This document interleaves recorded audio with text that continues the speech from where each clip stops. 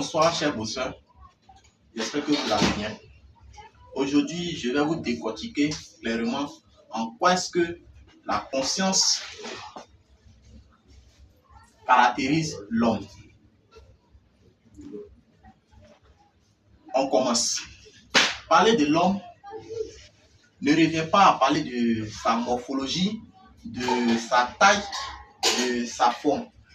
Non, mais de la faculté qui le définit, qui le caractérise. Et donc, en disant que la conscience définit l'homme, on va montrer aussi que c'est cette faculté qui fait sa grandeur.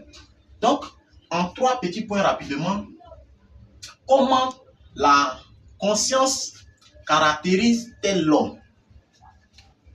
Premier point, la conscience permet à l'homme de prendre conscience de son existence. Ça veut dire que l'homme sait qu'il est vivant, qu'il n'est pas mort. Il sait qu'il est un être humain,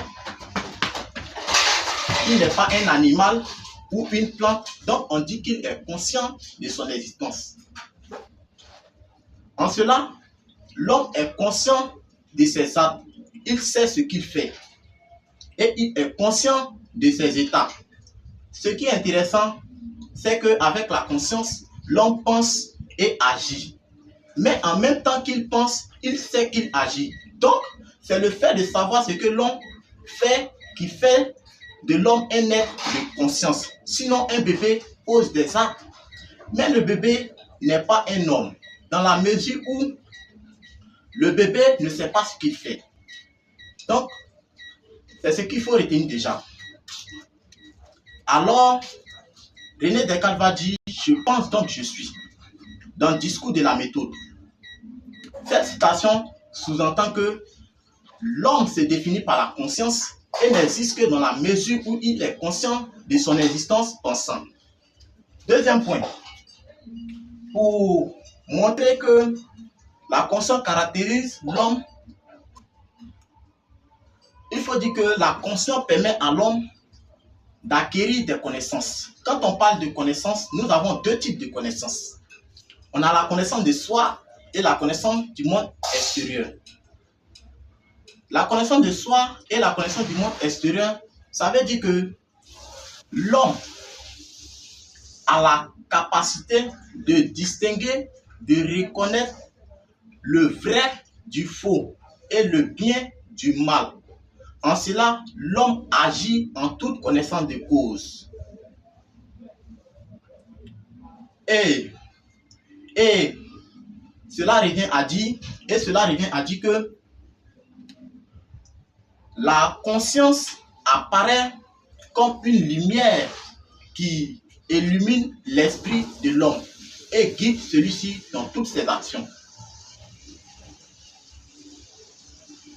De ce point de vue, on peut dire que tous les actes de l'homme sont conscients. C'est dans cette logique que Blaise Pascal, dans son ouvrage Pensée, dit « Toutes nos dignités consistent donc en la pensée ». Ce qui revient à dire que la pensée fait la grandeur de l'homme. Elle marque la supériorité de l'homme sur tous les autres êtres.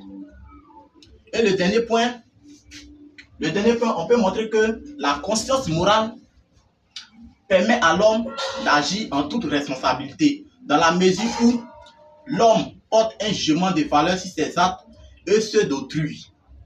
Cela veut dire que l'homme pose des actes qui sont conformes aux règles de la société et en cela, on va dire qu'il agit en tout devoir et il a accompli ses devoirs. C'est pourquoi Emmanuel Kant dira que la conscience est la raison pratique représentant à l'homme à son devoir.